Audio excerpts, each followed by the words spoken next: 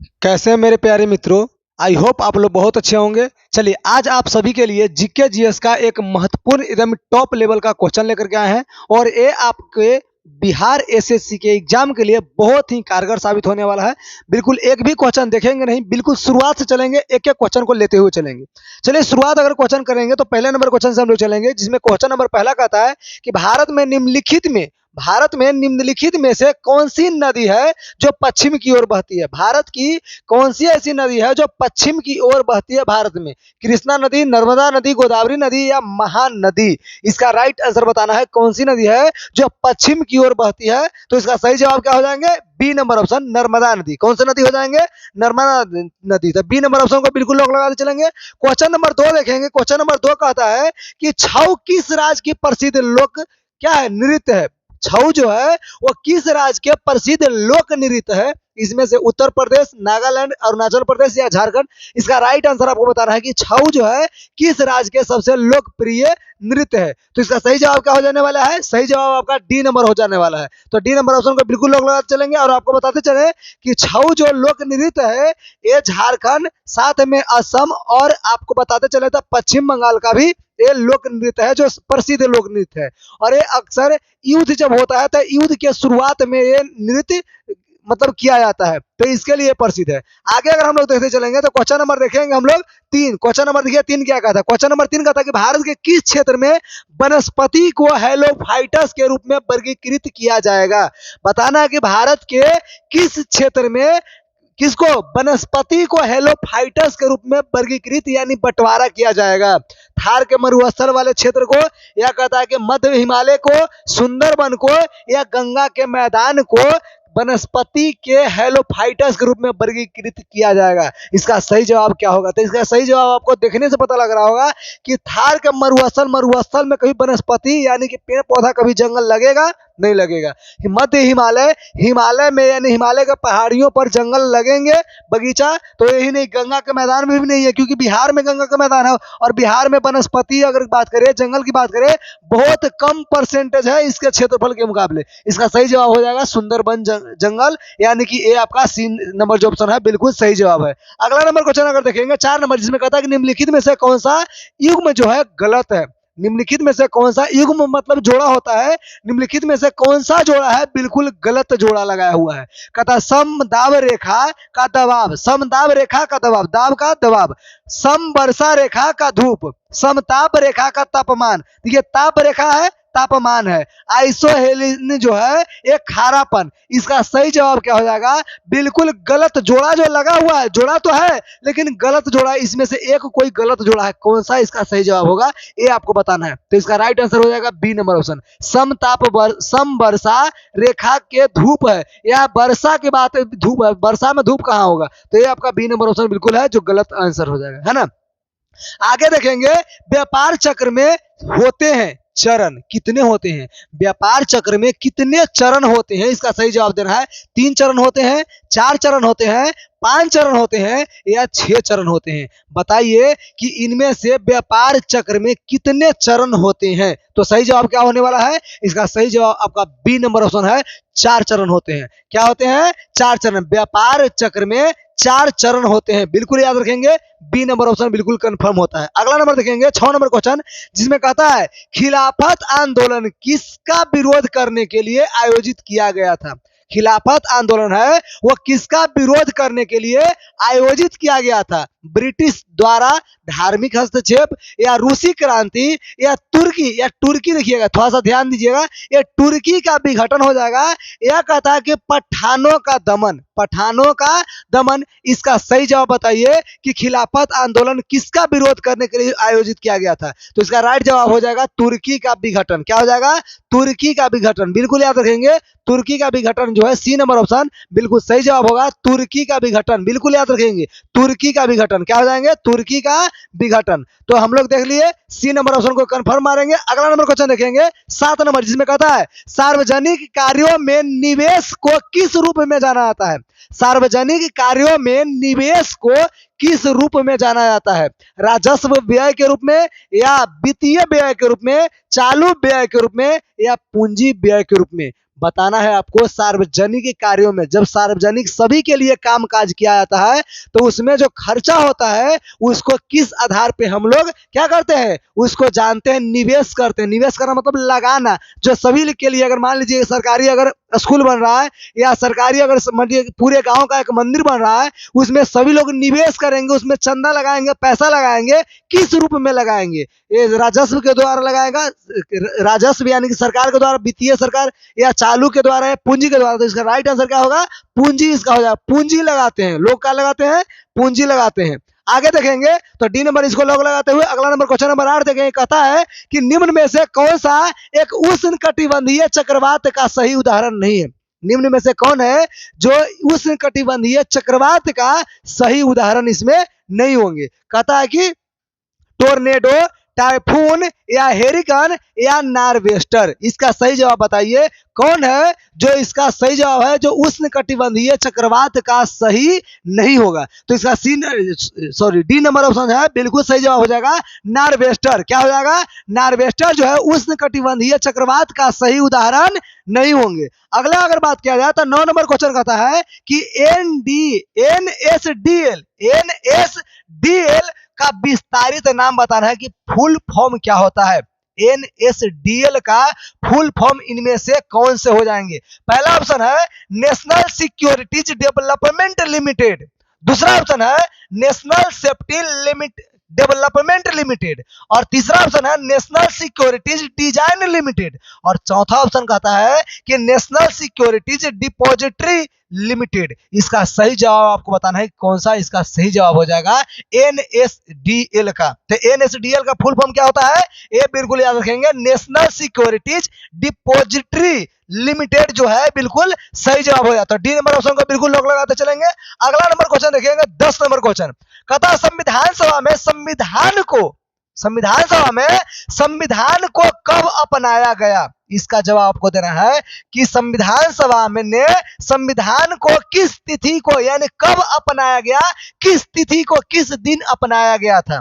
पहला ऑप्शन कहता है कि 15 अगस्त 1947, 15 अगस्त 1947 जिस दिन हमारा देश आजाद हुआ था उस दिन। दूसरा ऑप्शन कहता है 26 नवंबर 1949, 26 नवंबर 1949। तीसरा ऑप्शन कहता है 26 जनवरी 1950 जब हमारा देश गणतंत्र दिवस मनाते हैं रूप में, 26 जनवरी 1950 गणतंत्र दिवस के रूप में।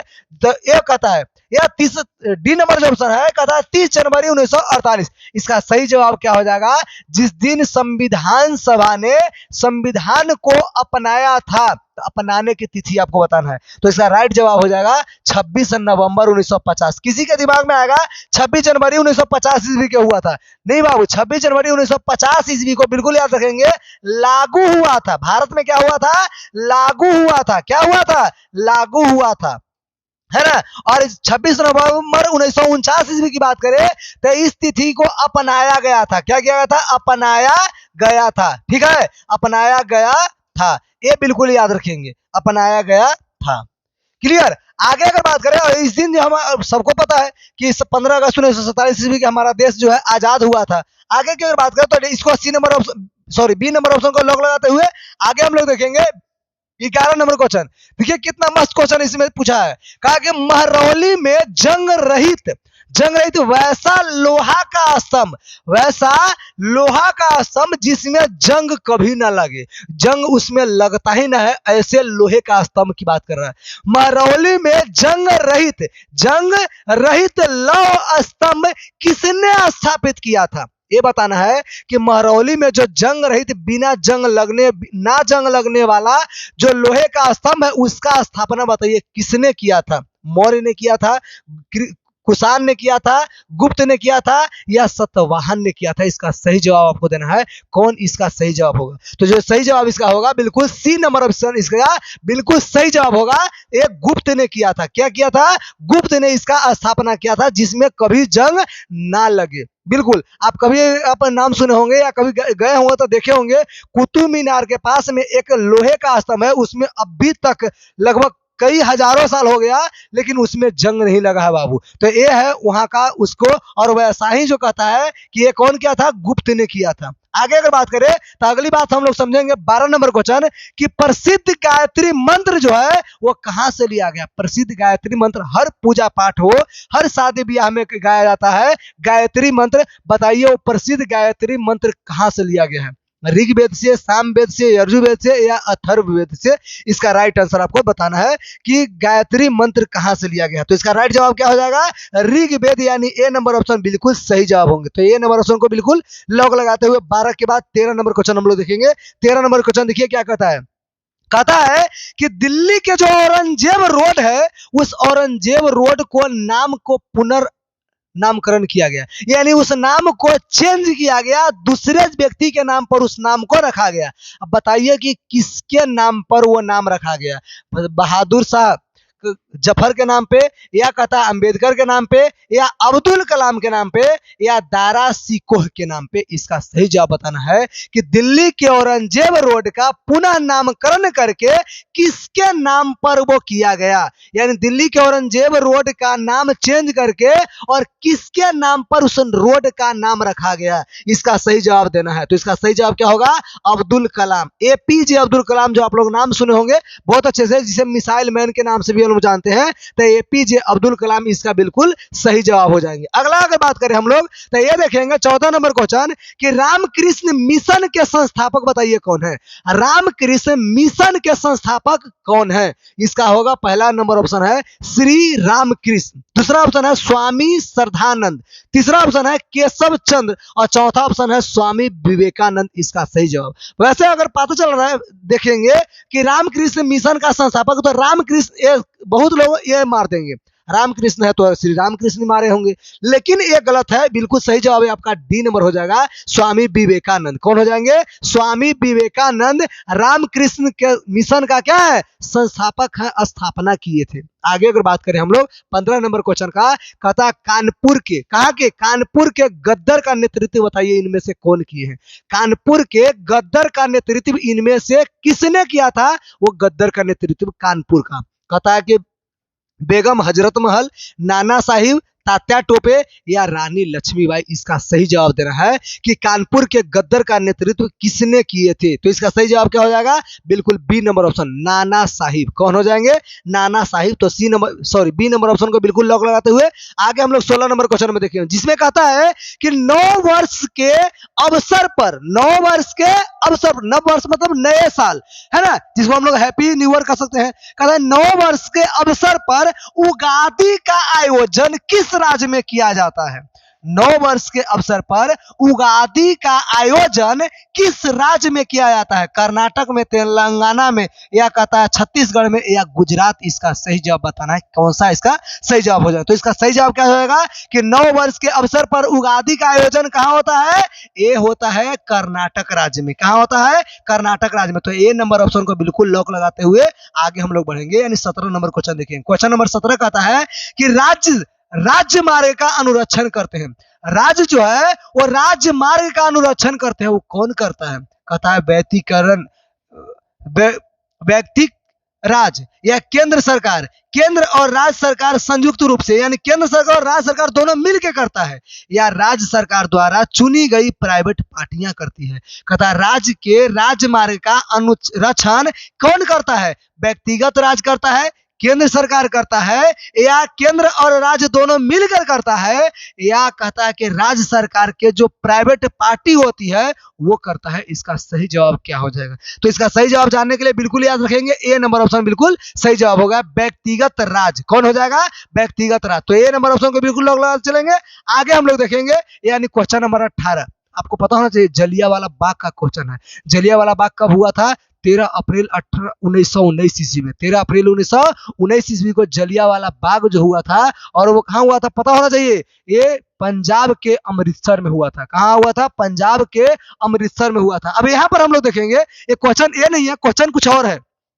जलियांवाला बाग हत्याकांड जब हुआ था, उसी दिन लोग ब्रिटिश सरकार के किस कार्य को विरोध करने के लिए उस बाग में, जिस बाग में हत्याकांड हुआ था, उस बाग, उस बगीचा में लोग एकत्रित हुए थे? बताइए किस कारण, किसके कारण वो लोग सब जमा हुए थे वहां पर, और लोग जो अंग्रेज है वहां पर गोलियां बरसा दी थी। कहता है जलियांवाला बाग हत्याकांड वाले दिन लोग ब्रिटिश सरकार के खिलाफ खिलाफ यानी कि विरोध में जो खड़े हुए थे, लोग एक सभा लगाए थे। बताइए वो किसके लिए लगाए थे, कौन से मिशन के लिए लगाए थे? कहता पंजाब में मार्शल लॉ आ गया था, इसके वजह से, साइमन कमीशन के वजह से, या इल्बर्ट बिल की वजह से, या रॉलेट एक्ट के वजह से? कौन सा इसका सही जवाब हो जाएगा? तो इसका सही जवाब क्या होगा? बिल्कुल D number option, Rowlatt act इसका सही जवाब। बिल्कुल महत्वपूर्ण क्वेश्चन है, बिल्कुल याद रख लीजिएगा इस क्वेश्चन को, बिल्कुल समझिए कि घोर के पी लीजिए, वैसा वाला घोर के पी लीजिए। तो डी नंबर ऑप्शन को बिल्कुल लॉक लगा दिया जाए। आगे देखेंगे हम लोग 19 नंबर क्वेश्चन। सब कहता है कि सबसे कम क्षेत्रफल वाला भारत का पड़ोसी देश के नाम बताइए, कि जो सबसे कम क्षेत्रफल वाला भारत का पड़ोसी देश है। इनमें से आपका राइट आंसर चुनना है, कौन सा हो जाएगा? पहला है श्रीलंका, दूसरा है बांग्लादेश, तीसरा भूटान, और चौथा नंबर में है आपका नेपाल। कौन इसका सही जवाब हो जाएंगे? जो सबसे कम क्षेत्रफल वाला भारत का पड़ोसी देश इसमें से है, सबसे कम क्षेत्र वाला, क्षेत्र यानी क्षेत्रफल वाला सब भारत का सबसे पड़ोसी देश बताइए कौन है जो सबसे कम क्षेत्रफल वाला है? तो इसका सही जवाब क्या हो जाएगा? C number option, Bhutan. बिल्कुल आप लोग के दिमाग में एकदम अंदर अंदर होगा, बाहर शायद निकल ना रहा हो, लेकिन बिल्कुल सी नंबर। चलिए आगे देखेंगे। कहता है कि किस राज्य में काजीरंगा वन्य जीव बिहार स्थित है? काजीरंगा वन्य जीव बिहार स्थित है, बताइए किस राज्य में काजीरंगा बिहार जीव स्थित है? बिहार में, तमिलनाडु में, असम में, या केरल इसका सही जवाब है? कौन सा इसका सही जवाब है वो आपको चुनना है, कि किस राज्य में काजीरंगा वन्य जीव बिहार स्थित है? तो इसका सही जवाब क्या होगा? सी नंबर ऑप्शन, असम हो जाएगा। क्या हो जाएगा? C number option, Assam. तो सी नंबर ऑप्शन को लॉक लगाते चलेंगे। आगे किस नंबर क्वेश्चन देखेंगे? निम्नलिखित में से किसके संस्कृत व्याकरण पर एक प्रसिद्ध लोक प्रबंध लिखा गया है? बताना है इसको कि पाणिनि, पतंजलि, चाणक्य या सुश्रुत। इसका सही जवाब बताना है कि निम्नलिखित में से किसने संस्कृत व्याकरण पर एक प्रसिद्ध क्या लिखे हैं? शोक प्रबंध लिखा है।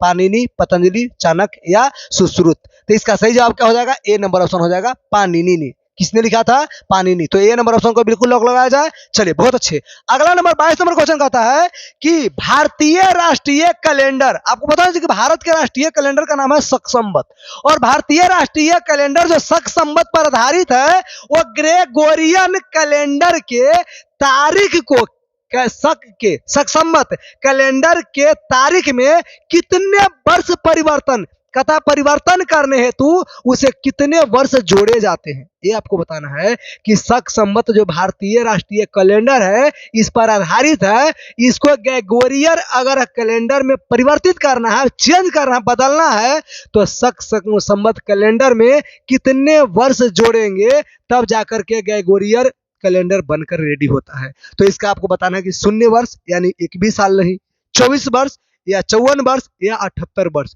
शक संवत में कितना जब जोड़ेंगे तब जाकर के ग्रेगोरियन कैलेंडर जाके तैयार होता है? तो इसका सही जवाब क्या हो जाएगा? बिल्कुल याद रखेंगे, ये आपका डी नंबर ऑप्शन बिल्कुल सही जवाब हो जाए। तो डी नंबर ऑप्शन यानी 78 वर्ष। कितना वर्ष? 78 वर्ष। आगे अगर बात करें हम लोग तो ये देखेंगे 23 नंबर क्वेश्चन कहता है कि digital quality of life index सर्वेक्षण में भारत का स्थान बताइए केमा है? Digital quality of life index सर्वेक्षण में भारत का स्थान क्या है? 45वां, 52वां या 49वां या 65वां? इसका सही जवाब आपको बताना है कौन इसका सही जवाब है। तो बिल्कुल आप लोग को याद होगा। चलिए नहीं याद है तो बिल्कुल हम बता रहे हैं आपको, बिल्कुल बी नंबर ऑप्शन बिल्कुल सही जवाब है। ये आपका 52 नंबर है ना, 52वां स्थान है भारत का। Digital quality of life index में आपको बता दें कि 52वां स्थान है भारत का। आगे देखेंगे हम लोग 24 नंबर क्वेश्चन, जिसमें कहता है देखिए कि किस क्षेत्र की मृदा का निर्माण, किस क्षेत्र की किस जगह के मिट्टी का निर्माण ज्वालामुखी शैल असिताश्म के अवक्षय से हुआ? अवक्षय मतलब समझिएगा कि इसके कटान से हुआ है। कटता है ना, अपरदन होता है, कटता है, तो उसके अवक्षय से होता है। थार का मरुस्थल हो जाएगा, पश्चिमी घाट हो जाएंगे, दक्कन का पठार होगा या हिमालय क्षेत्र होंगे। इसका सही जवाब बताना है कि किस क्षेत्र की मृदा का निर्माण ज्वालामुखी शैल अतिशाष्म से अवक्षेप से होता है। तो इसका सही जवाब हो जाएगा ये दक्कन का पठार। क्या हो जाएगा? दक्कन का पठार। तो सी नंबर ऑप्शन को लॉक लगाया जाए।